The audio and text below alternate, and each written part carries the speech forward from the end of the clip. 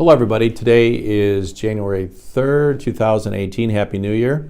I'm Tom Bracey with RE/MAX Elite Homes, and today we're going to do a little 10-minute thing on having an obsession with closing and possession. Okay, so we're going to talk about closing and possession in our contracts and some of the things that come up that can be a nightmare if we don't deal with them early on in the transaction. Okay.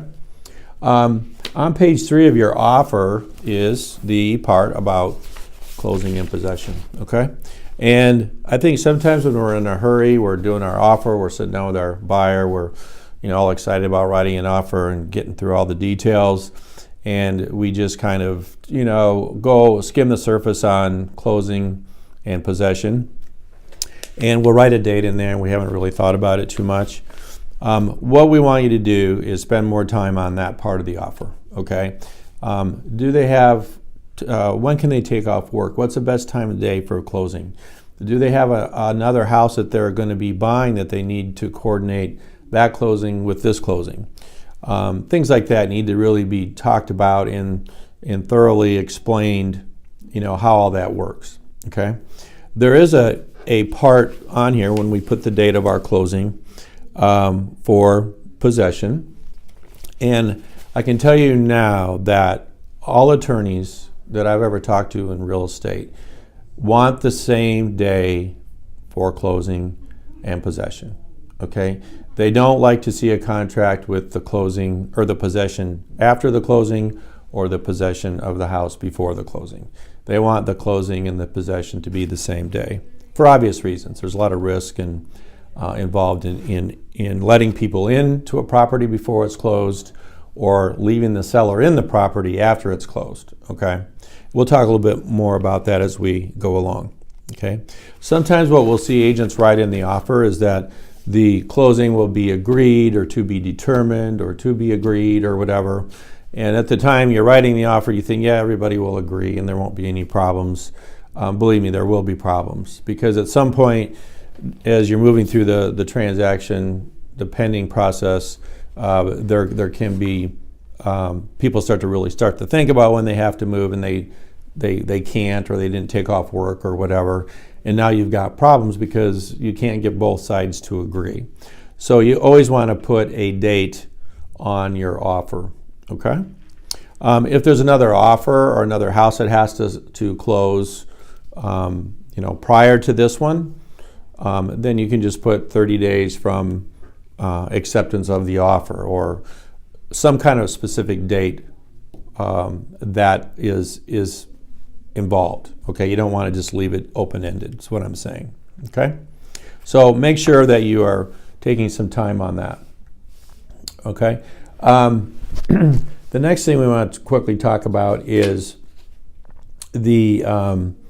sometimes there'll be 3 closings that you have to line up. So you want to make sure you communicate with the other agents in the transaction. Sometimes there's 2 other agents involved in your transaction, so there's 3 parties moving.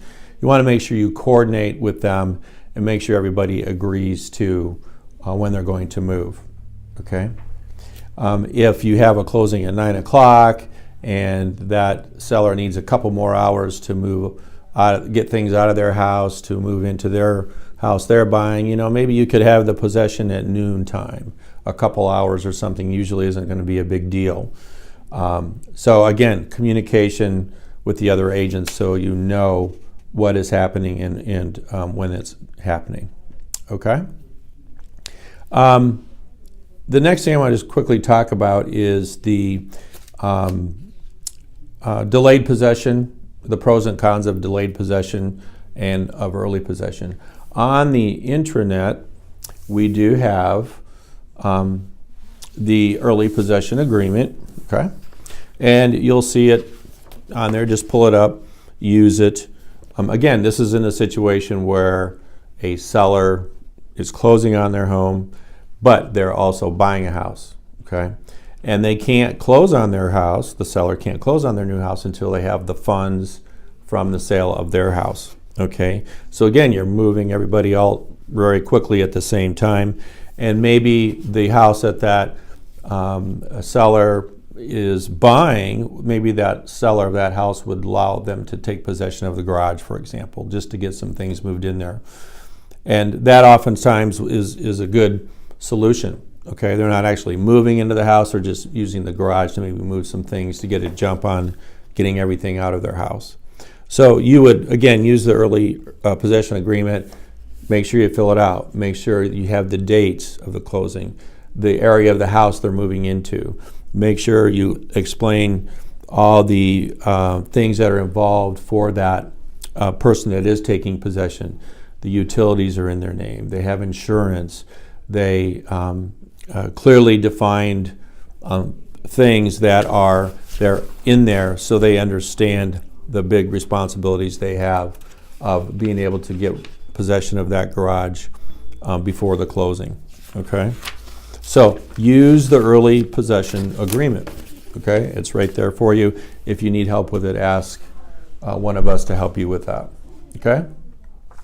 The other one is the one that's less desirable, and that's the delayed possession. Okay, delayed possession is when the seller can't be out of the house or the condo or whatever it is at closing. They need a couple extra days to move out. Okay, first of all, you never want to encourage that. Again, from day one, you want to make sure everybody knows that they have to be out at closing time. Okay, but in the rare case that a seller needs an extra day before they can actually be out of the property, then you want to get with the managers and we'll help you with what's called a delayed possession agreement.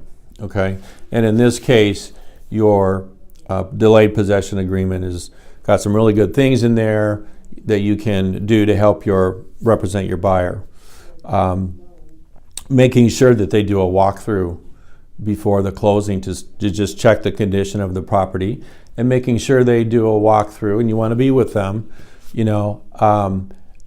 after the seller vacates the property. You can even take pictures if there was damage to the walls, or there was something spilled on the carpet, or there was some other damage to the property. You have documented that, and the seller is going to have to be responsible for that. So at the closing, you can set up escrow agreements with the attorneys and just explain, we're not able to get possession of this property at closing. We have to. The seller is not allowing us to do that. We need a couple extra days. Then we can help you again with the delayed possession agreement to make sure that that seller is held accountable for the condition of that property up until the time the new buyer actually takes possession of the property. Okay.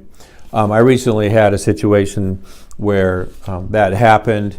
We went through the property. We took some photos of some damage that was done to the property.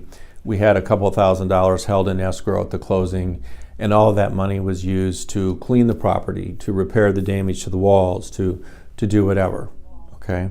Unfortunately, when closings take place in a situation like this, the seller wasn't overly concerned about it because they already had their money, the closing was over, so they're not as likely to be as careful about the condition of the property. All right.